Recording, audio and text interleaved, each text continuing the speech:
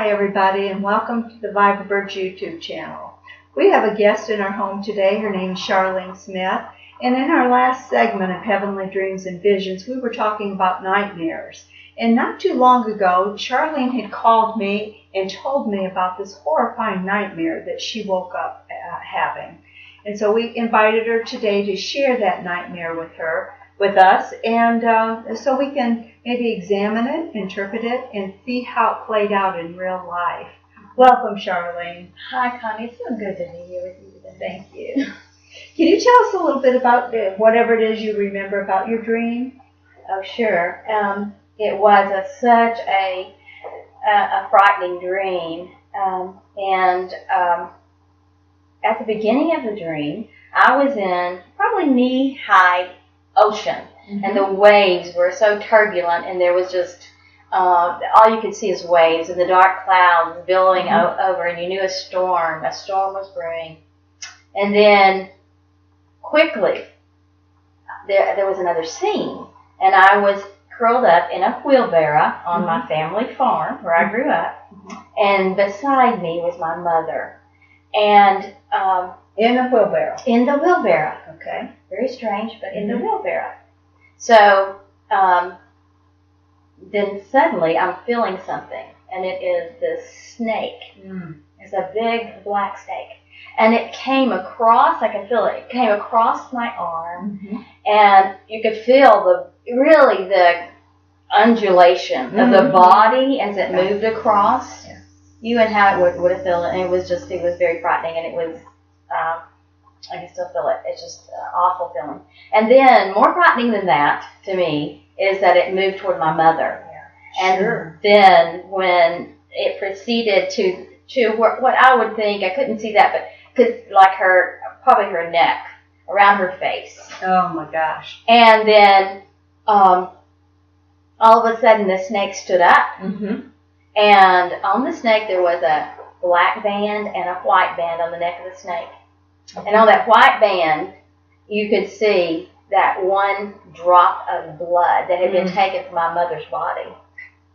That I felt like that, it bit the snake. And then I was so frightened. I was screaming, and I bent my body back, and that's how I woke up. Really, is just screaming for help. And so you woke up. Yeah, I woke up very disoriented, really, because it was so real, and it was so frightening, and my heart was just pounding. Such a nightmare. Horrifying. So it was. In fact, that's what a nightmare is. You wake up very frightened.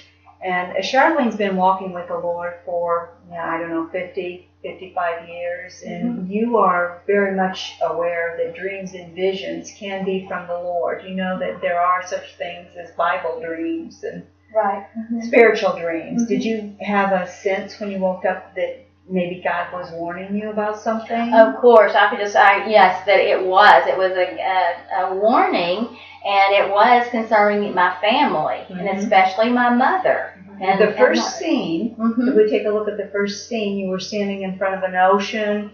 You saw waves coming in and getting turbulent. It was dark.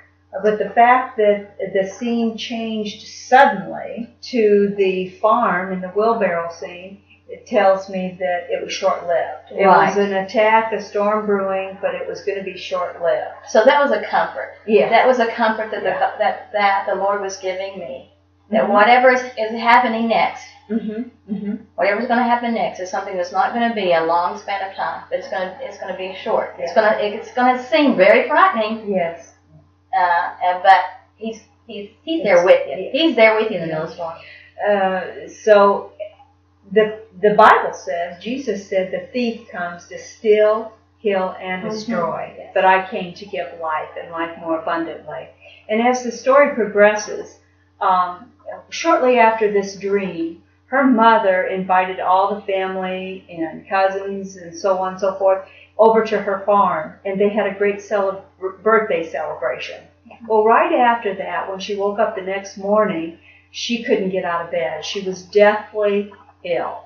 In fact, you want to tell us about it, Charlene? Sure. it came on so quickly. It Mhm. was just like the dream. Quickly came on. And what happened was that she had vomiting and diarrhea and was very, very ill. In fact, she was How old is your mother? she is 85, and she was So that was very weak, Yeah. very could not move. I mean, really couldn't. So weak she couldn't get out of bed, and too weak to even drink a sip of water, and did not want it. Of course, she was nauseated and whatever. Of course, we know that at 85 you have to drink. So it was very hard. I know you had called me and asked for prayer, Yes, and you called a lot of different people, and we contacted others to pray. yes, that's so true. But And you that- remembered that dream, Mhm, and mhm. you knew that God was giving you comfort, and He knew in advance, and was just sort of warning you to be prepared, to get your heart prepared. Mhm. And it's through that season of praying that you felt that His presence was with you, and that it would end well. I know that by the end of the week, your mom was feeling somewhat strengthened enough to read Psalm 91. Yes, and she did, and I was able to read that too, and was ministering to another person actually. And even though she was still weak, still in a weakened condition, she was able to do that. And then after reading that and going to bed, she knew the Lord showed her, and she knew that she had been healed very Instantly. quickly. Yeah, she sat up in bed. She sat up in bed and said, "I'm healed." Yes, she said, Isn't that "I am exciting? healed." Yeah. No more nausea, nothing. She felt that change had happened so quickly. Yeah, from You know? gently Yes. ill to she had gotten up and started cooking, went to the Yes, kitchen. yes. Mm-hmm. God is so good. Yeah. Well, thank you for joining in today. That's a testimony about how God can speak to us through dreams. Whether it's a positive message or negative message, it pays to listen to our dreams, what He's saying to us in our dreams. Throughout the Bible, from beginning to end, the Lord spoke to people, ordinary people, using images in nighttime dreams to reveal of His word or message. Thanks again, and more to come. So don't forget to subscribe to the Viber Birds. God bless and have a great day. Thanks, Charlene. Hey, great being here.